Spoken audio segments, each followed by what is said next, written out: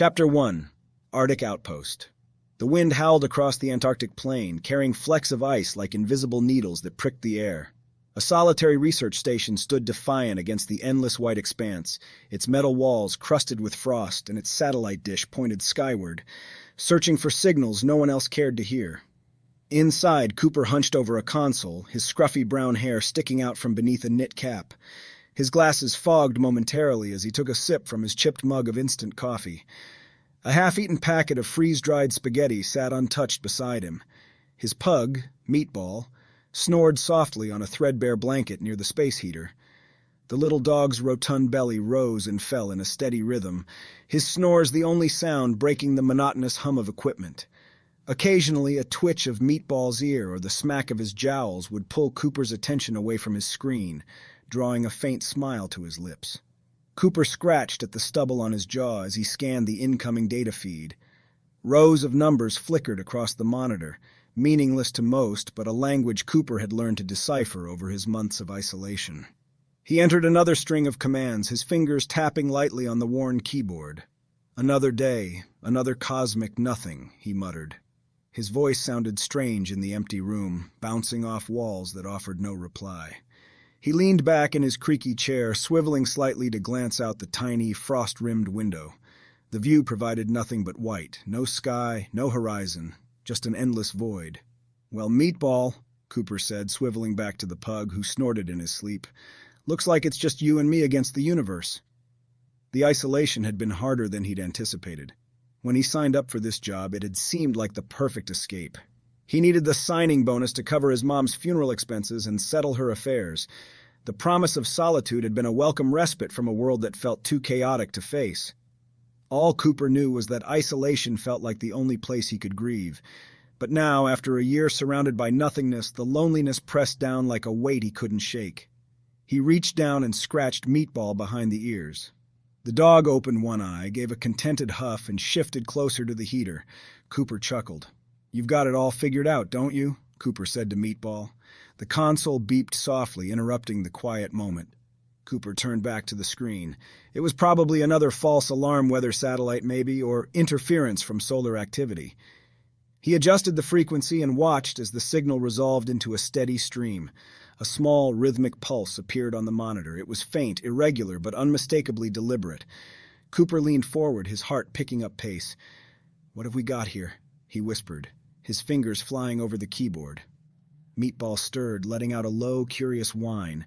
For the first time in weeks, Cooper felt something other than monotony, curiosity. He didn't know it yet, but this moment would change everything. Chapter 2. Monotony of Solitude. The station creaked and groaned as the wind outside whipped around it. Inside, Cooper sat at his desk, his chin resting in his hand.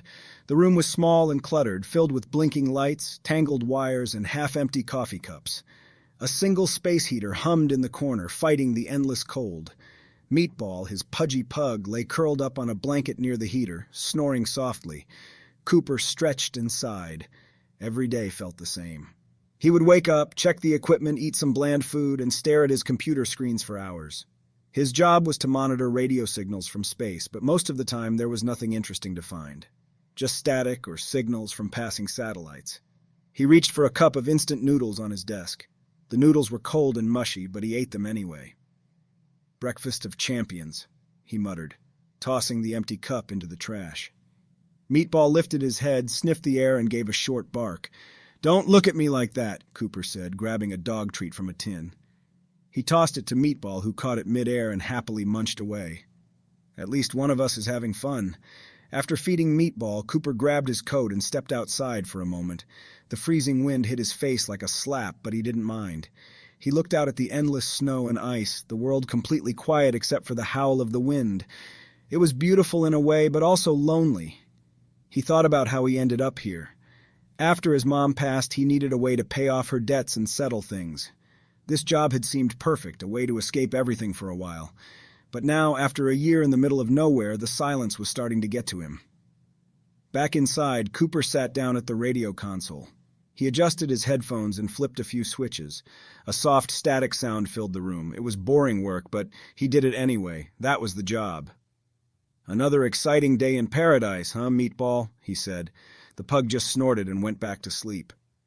As Cooper leaned back in his chair staring at the blinking lights, he couldn't help but wonder, was this it? Was this all life had to offer? He loved Meatball and his quiet routine, but deep down he missed people. He missed laughing, talking, and being part of something bigger. He glanced at a photo pinned to the wall, a picture of Disneyland.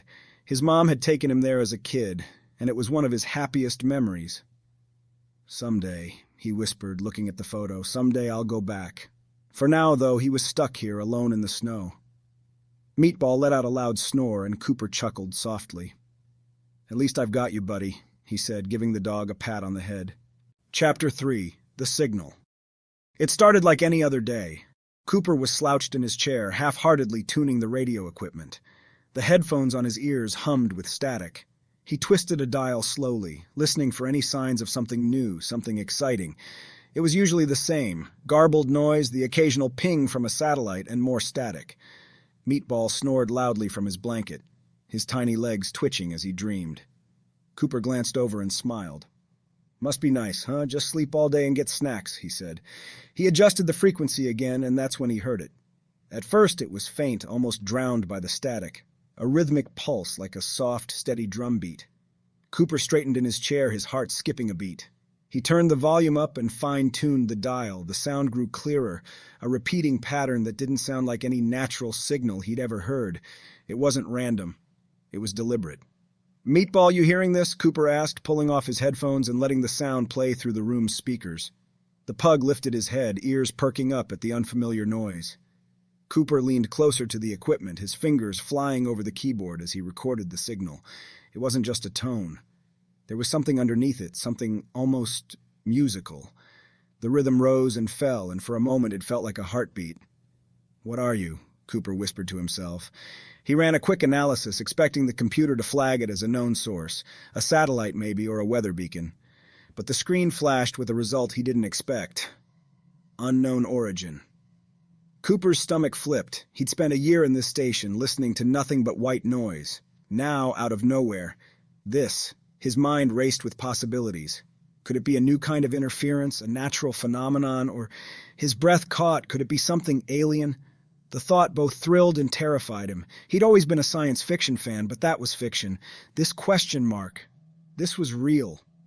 Cooper replayed the signal, trying to make sense of it. It wasn't just noise. It was too organized, too intentional. Someone or something was trying to communicate. He sat back in his chair, staring at the glowing screen. For the first time in months, he felt a spark of excitement, a reason to push through the monotony. Meatball padded over to him, wagging his tail. Cooper reached down and scratched behind the dog's ears. "Well, Meatball," he said, "I think we've got a mystery on our hands." The pug barked once as if in agreement. Cooper saved the recording and leaned back, the faint melody still echoing in his ears. Whatever it was, it had found him out here in the middle of nowhere. And for the first time in a long time, he didn't feel so alone.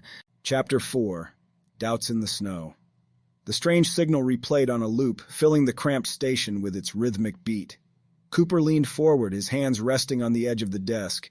He had spent hours analyzing it, running it through every program he had. No matter what he tried, the result was always the same. Unknown origin. Meatball sat at his feet, chewing on an old sock. Cooper glanced down at the pug and shook his head. "I don't know, buddy," he said. "Maybe I'm losing it. Maybe this is just nothing." But deep down, he didn't believe that. The signal was too perfect, too deliberate. It wasn't random static, and it wasn't a glitch. Someone or something had sent it. Cooper stood and paced the room, running a hand through his messy hair. The isolation had played tricks on his mind before. There were times when he thought he heard voices in the wind or saw shadows moving outside the station. He'd always written it off as the price of being alone for so long. But this was different. This was real. He stopped in front of the window, staring out at the endless white. The snow fell in heavy flakes, covering everything in a thick, icy blanket. The world was so quiet, so still, it felt impossible that anything out there could be reaching him. "What if I'm wrong?" he muttered. "What if it's just noise?" Behind him, the signal continued to play, its melody soft and steady. Cooper turned back to the equipment, his doubt warring with curiosity. He couldn't shake the feeling that it meant something, that it was calling to him. He sat down and pressed the headphones to his ears. The sound filled his mind, and for a moment it felt like it was speaking to him, even though there were no words. It was comforting, almost like a hand reaching out in the dark. "Who are you?" he whispered. "Why me?" He thought about the stories he'd loved as a kid, aliens visiting Earth, strange signals from the stars, humans making contact with something greater than themselves. He'd always dreamed of being part of something like that. But now that it was here, it felt too big, too unreal. Meatball barked, snapping him out of his thoughts. The pug had dragged his leash over, wagging his tail.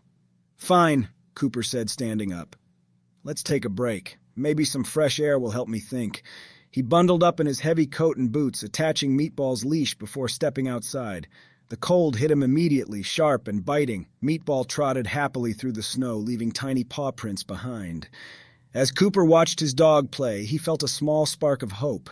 Maybe he wasn't crazy. Maybe, just maybe, someone out there was reaching out to him. For now, though, all he could do was wait, and hope he'd figure out what to do next. Chapter 5. A voice in the signal. Cooper spent the next 2 days obsessing over the strange signal. Every spare moment he was at his desk, tweaking knobs, analyzing frequencies, and running simulations. The sound haunted him, filling the quiet hours with its mysterious rhythm. By the third day, the routine signals he was supposed to monitor were piling up. His employers probably wouldn't be thrilled about it, but Cooper didn't care. He was chasing something bigger than weather reports and satellite pings. "All right, Meatball," he said, sipping his now cold coffee. "Let's see if we can make some sense of this." Meatball snored in the corner, oblivious to Cooper's excitement. Cooper leaned over the console, carefully adjusting the audio filters. He had tried everything else, but this time he focused on isolating faint frequencies beneath the main melody. His fingers danced across the keyboard as he applied one filter after another. Then it happened. A sound emerged from the static, a voice. It was faint, almost like a whisper, but it was there. Cooper froze, his heart hammering. The voice repeated itself, soft and melodic, like a lullaby. "Cooper!" His name. Cooper ripped off the headphones, staring wide-eyed at the monitor. The voice came through again, this time over the speakers. "Cooper?" "Meatball," he said, his voice shaky. "Did you just hear that?" The pug lifted his head, tilting it in confusion. The voice repeated once more, and then the signal went quiet, leaving only static behind. Cooper sat there, his mind racing. Someone or something had just spoken to him. His rational side fought to make sense of it. Could it be a prank, a weird echo from Earth? No, it couldn't. He was in one of the most remote places on the planet, and this signal wasn't like anything he'd encountered before. "All right," he said, taking a deep breath. "If you're out there, let's see if we can talk." He adjusted the transmitter, opening a channel to reply. His hands trembled as he pressed the button to speak. "This is Cooper," he said, his voice steady despite his nerves. "I don't know who or what you are, but I'm listening." The static hummed in response. For a moment he thought he'd scared it off, that whatever had reached out was gone. Then the signal crackled to life. A series of tones came through, followed by a burst of static, and then more words. "Hello, Cooper," the voice said, clear this time. "I am Celira." Cooper's breath caught. Celira? Was that a name? "Who are you?" he asked, his voice barely above a whisper. There was a long pause, and then the voice answered, "I come from far away. I've been searching for you." Cooper stared at the console, the weight of the moment crashing down on him.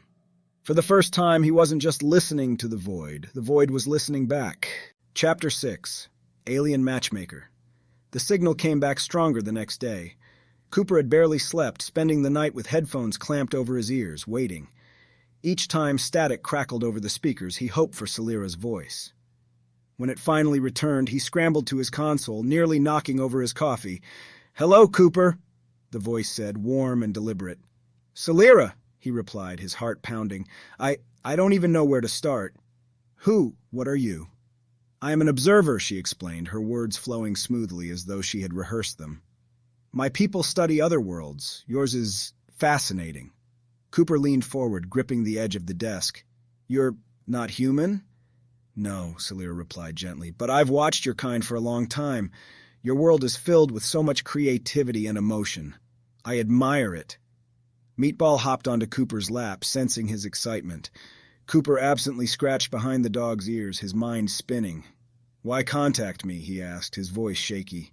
"Why now?" There was a pause before Celira answered. "I've been studying your world for decades, searching for someone special. My people have technology that can analyze personality, history, and choices to find a match. A match? Cooper echoed, blinking. Yes, Celira continued. You, Cooper, are unique. You have a kind heart, a curious mind, and a spirit for life. Our technology identified you as someone extraordinary, a perfect match for another soul on your planet. Cooper sat back, his head spinning. You mean you've been playing matchmaker from outer space? Celira laughed softly, a sound that felt like a melody. You could say that. I've located someone who shares a rare connection with you, someone who could bring you happiness. Her name is Ava. Ava, Cooper repeated, testing the name. She lives in a place called Gilbert, Arizona, Celira added. She doesn't know it yet, but your paths are destined to cross. Destined. The word hit Cooper like a bolt of lightning. It was impossible, absurd, even crazy. Yet in that moment, something about it felt right. And what if I don't believe in destiny? He asked cautiously. You don't have to, Celira said softly. But if you're willing to trust me, I'll help you find her. Cooper swallowed hard, his gaze falling to Meatball, who looked up at him with big, trusting eyes. This sounds insane, he muttered. Perhaps, Celira said. But is it so different from hoping, dreaming, or taking a leap of faith? Cooper sat in silence, the static filling the room like a soft hum. Finally, he leaned forward, speaking into the mic. All right, Celira, if you're telling the truth, show me how to find Ava. I will guide you, Celira said, her voice tinged with relief. But first we need to start somewhere familiar. Do you enjoy games? Cooper furrowed his brow. Games? Like video games? Yes, Celira replied. Tomorrow, log into the game called Stellar Quest. I'll connect you there. And Cooper ... Yeah? Trust your heart. The signal faded, leaving Cooper staring at the console. For the first time in years, he felt something stir inside him. Hope. Chapter 7. A Game of Destiny. The next morning, Cooper sat at his station staring at the screen of his laptop. The game Stellar Quest loaded in front of him, its vibrant colors a stark contrast to the dull whites and grays of his Antarctic surroundings. Meatball snored lightly on a pile of blankets in the corner, oblivious to the tension in the room. All right, Celira, Cooper muttered, cracking his knuckles. Let's see what this is all about. As the game's opening music played, Cooper logged into his old account. He hadn't touched it in years, but his character, a rogue space explorer with a sharp wit and an even sharper sword, was still there, waiting for him. He entered a bustling spaceport filled with other players' avatars. Cooper glanced at the chat box, unsure of what he was looking for. Then a private message popped up. Celira. Look for the username Avaluna. She'll be here soon. Cooper's heart jumped. It was happening. Moments later, a new avatar appeared. A sleek figure clad in shimmering armor, her character's name glowing brightly above her head.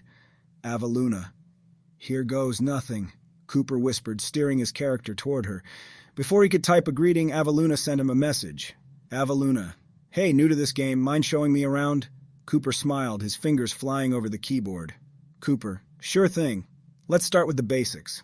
They spent the next hour navigating the virtual galaxy together. Cooper showed her how to trade resources, complete quests, and fend off space pirates. Avaluna caught on quickly, but her playful banter kept the mood light. Avaluna, you're pretty good at this. Do you play often? Cooper. Used to. Been a while, Avaluna. Well, thanks for not letting me crash and burn. As they explored, Cooper found himself relaxing. He forgot about the cold, the isolation, and even the strange circumstances that brought him here. Then a new quest popped up, a 2-player challenge requiring teamwork to defeat a massive alien boss. Avaluna hesitated. Avaluna. Think we can handle it? Cooper. Only one way to find out. The battle was intense, with flashing lasers and growling alien beasts. Cooper took the lead, calling out strategies through the chat. Avaluna followed his instructions flawlessly, landing the final blow just as their health bars hit critical. Avaluna, we did it! Cooper told you we had this. After the quest, they lingered in the game's virtual lounge where avatars could sit and chat. Avaluna, thanks for helping me. You're cool for a random stranger. Cooper, anytime. You're not bad yourself. Avaluna paused before typing her next message. Avaluna, can I ask something weird? Why do we use avatars to hide ourselves? Like, is this who we really are, or who we want to be? Cooper stared at the question, the cursor blinking. It was something he'd never considered. Cooper, maybe both. Our avatars show a part of us we want people to see, but it doesn't mean the rest of us isn't real. There was a long pause before Avaluna replied. Avaluna, I like that. I'm not much of a gamer, but this is fun. I'm Ava, by the way. Cooper. Nice to meet you, Ava. As their conversation continued, Cooper felt something he hadn't felt in years: connection. Even though it was through a screen, Ava's words felt genuine, her personality shining through. When the signal from Celira cut in again, it startled him. "Did you see what I meant?" Celira asked softly. Cooper smiled, still typing a reply to Ava. "Yeah, I think I do." Chapter 8, Storm on the Horizon. For the next few days, Cooper and Ava continued meeting in the virtual galaxy of Stellar Quest. Their conversations grew more personal with each adventure.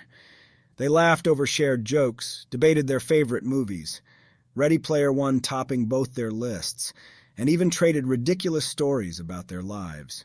Cooper shared tales of Meatball's antics, while Ava recounted her cosmetology school struggles with perfecting the ideal curl. One evening, as their avatars lounged together in the virtual lounge, Ava typed, "Avaluna, I like hanging out with you. Can we do this again tomorrow? Same time?" Cooper, "I'd like that." Cooper logged off that night feeling something he hadn't felt in a long time: hope. Maybe this strange connection was exactly what he needed to feel human again.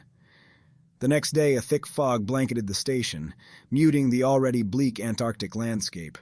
Cooper didn't think much of it as he prepared for his gaming session. Meatball snored loudly under his chair while he booted up his laptop. The game loaded, and he eagerly typed in his login, but before he could join the server, the power flickered.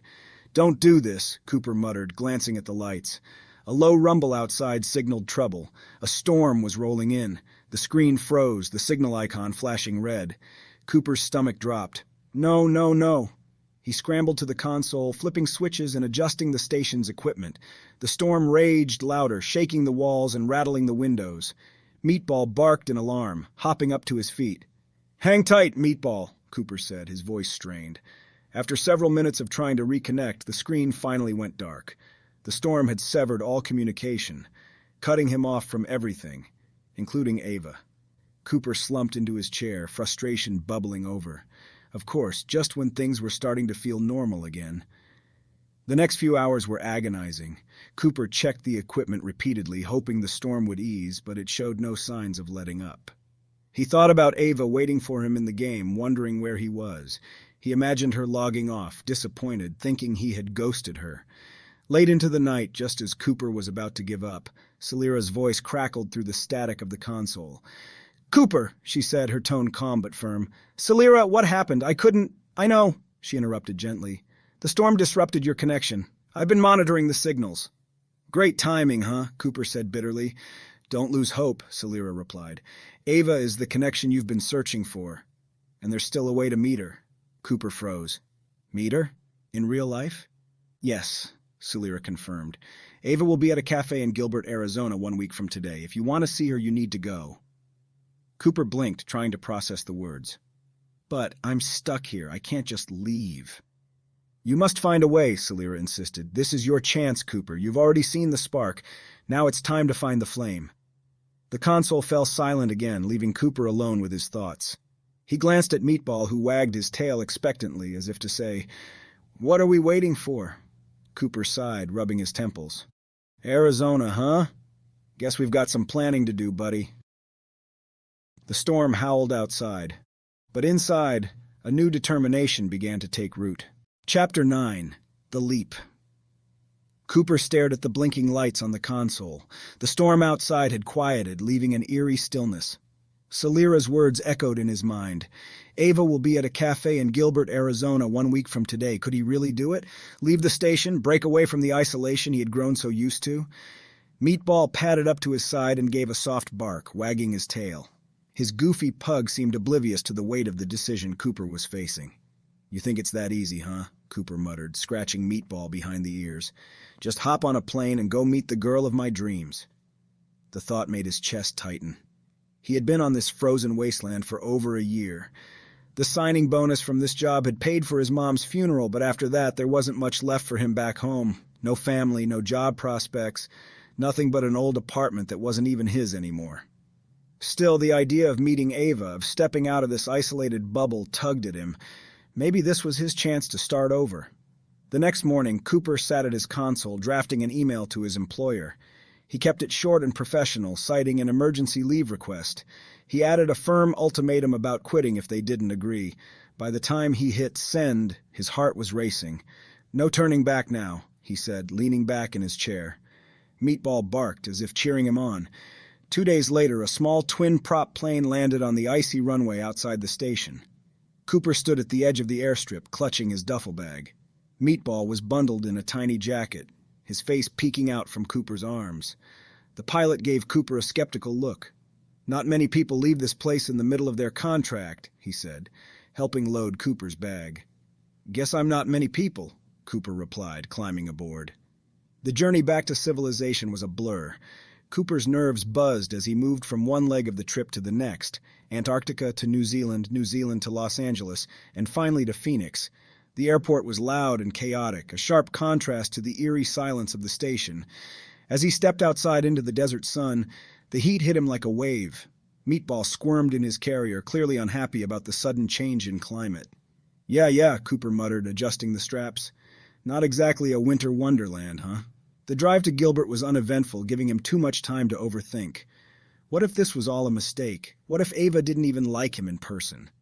Finally, he pulled into the parking lot of the cafe Celira had described. It was a small, cozy spot with strings of lights hanging across the patio. Cooper sat in his car for a moment, staring at the entrance. "Okay, Meatball," he said, taking a deep breath. "This is it." He opened the car door, his palms sweaty, his heart pounding. Meatball trotted beside him, his tail wagging excitedly. As Cooper stepped inside the cafe, the hum of conversation and the scent of fresh coffee greeted him. And then he saw her. Avenue. She was sitting by the window looking down at her phone, her blonde hair catching the afternoon sunlight. Cooper froze, unsure of what to do. Before he could make a move, Ava glanced up and her gaze locked with his. A spark of recognition lit up her face, followed by a warm, inviting smile. Cooper's lips curved into a nervous grin. "Well," he muttered to himself, "here goes nothing." Chapter 10, A Chance Encounter. Cooper stepped forward, his feet feeling heavy as if weighed down by both nerves and anticipation. Meatball trotted alongside him, tail wagging happily, oblivious to Cooper's inner turmoil. Ava was even more radiant in person than her virtual avatar suggested. Her blonde hair fell in soft waves around her face, and she wore a simple floral dress that made her look effortlessly approachable. But as Cooper approached her table, his heart skipped a beat. Ava was talking to someone else. The man sitting across from her was tall, well-dressed, and had an air of confidence that immediately made Cooper feel small. Ava laughed at something he said, her face lighting up. Cooper hesitated, unsure of what to do. Should he turn around and leave? Had he misunderstood Celira's instructions? Just then, Ava glanced over the man's shoulder and saw Cooper standing awkwardly near the entrance. Her eyes widened, and a flush spread across her cheeks. "Oh my gosh!" she exclaimed, standing up abruptly. "You're Cooper, aren't you?" The man she had been talking to looked confused as Ava quickly grabbed her bag and rushed toward Cooper. I'm so sorry," she said, her voice tinged with embarrassment. "I thought you were him when I sat down. He's not you. You're you." Cooper let out a nervous chuckle. "Yeah, I'm definitely me," he said, scratching the back of his neck. "But glad we cleared that up," Meatball barked, breaking the tension. Ava looked down and grinned. "And this must be Meatball," she said, crouching to pet him. "He's even cuter than you described." Cooper felt his cheeks warm. "Yeah, he's a charmer," he said. "Mind if I join you?" "Of course," Ava said, leading him to a different table by the window. As they sat down, the awkwardness began to melt away. Ava started the conversation, her excitement contagious. "I can't believe we're actually meeting in person," she said. "I've been looking forward to this all week." "Me too," Cooper admitted, feeling his shoulders relax. "Though I wasn't sure if you'd actually want to meet someone like me. Someone like you." Ava tilted her head, her expression curious. "You know," Cooper said, gesturing to himself, "just a nerdy guy from Antarctica with a dog." Ava laughed, a soft, genuine sound. "Well, I'm just a nerdy girl from Arizona who loves hair and makeup," she said. "Not exactly the stuff of fairy tales." They both laughed, and the ice between them was officially broken. As their conversation deepened, they discovered they had more in common than they'd thought. They talked about their favorite movies, especially Ready Player One. Ava shared how she loved how avatars could reveal someone's personality, even if it wasn't exactly who they were in real life. Like us, Ava said with a smile. We might not be exactly what we imagined, but I think that's even better.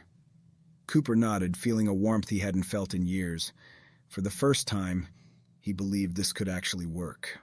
Outside, the Arizona sun was setting, casting a golden glow through the cafe's windows. As the moment stretched on, Cooper realized he didn't want this day to end. The two kissed. Chapter 11. Happily ever after a year had passed since that fateful meeting in the cafe, and life had never been the same for Cooper and Ava. The barren isolation of Antarctica felt like a distant memory, replaced by a vibrant world of love, laughter, and shared dreams. The car rumbled along the highway, the sun dipping low on the horizon, casting warm, golden hues across the California landscape. Meatball sat in the back seat, his tiny Mickey ears perched proudly on his head, wagging his tail as if he knew this day was special. "Can you believe it's happening?" Cooper asked, glancing over at Ava in the passenger seat. She was radiant, her blonde hair catching the light as she smiled at him. "I can," Ava said, her voice full of certainty, "because it feels right, like it was meant to be." Cooper's hand found hers, their fingers intertwining. "Do you think Celira knows? Do aliens crash weddings?" Ava laughed. "If she does, she's probably proud of herself for making the match of the century." The car slowed as they approached the entrance to Disneyland, the iconic gates coming into view. Cooper's heart swelled with emotion. It wasn't just a theme park to him anymore, it was a symbol of everything they'd dreamed of and worked toward together. "Remember when I told you I wanted to get married here?" Cooper said, his voice a little shaky. Ava squeezed his hand. "I thought you were crazy, but now I can't imagine anywhere else." They pulled into the lot, parked, and stepped out into the bustling energy of the park. Ava adjusted the veil on her head, a delicate, glittery nod to her favorite princess, Cinderella. Cooper smoothed the lapels of his suit, which had subtle Mickey-shaped embroidery. Meatball hopped down from the car, his tail wagging furiously, ready to walk down the aisle with them. As they approached the wedding pavilion, Cooper's nerves began to flutter. He reached into his pocket to feel for the ring. This time a real one, not a promise ring, but the real deal. "You okay?" Ava asked, her blue eyes full of understanding. "Yeah," Cooper said, exhaling deeply. "I just can't believe I'm lucky enough to have this moment with you." Ava smiled, leaning in to kiss his cheek. "You deserve it, Cooper. We both do." The ceremony was intimate, just a few friends and family, with Meatball proudly sitting at Cooper's feet. As they exchanged vows, the past year played through Cooper's mind, their late-night talks, the adventures they'd taken, and the way Ava had filled his world with color and joy. When the officiant announced them, husband and wife, Cooper fumbled a little as he slid the ring onto Ava's finger, earning a laugh from the crowd and a teasing grin from his bride. They sealed their vows with a kiss, the sound of cheers and the distant strains of Disney music surrounding them. As they walked down the aisle together, hand in hand, Cooper glanced up at the sky, almost expecting a faint hum of a familiar signal. "Thank you, Celira," he thought with a smile. The future was theirs now, and it was more magical than anything he could have imagined.